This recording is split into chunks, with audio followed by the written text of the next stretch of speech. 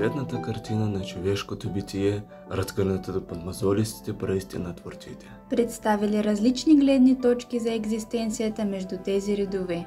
В компактен и окръглен вид ще наблюдаваме многообразието, като основна ценност, присъща на нашата съвременност.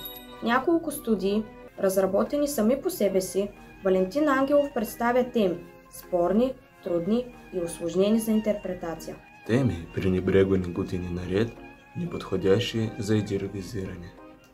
С болка и любов към бурното течение на изкуството ще съблюдаваме градежа на модерната естетика с ориентация на изобразителни и приложни изкуства.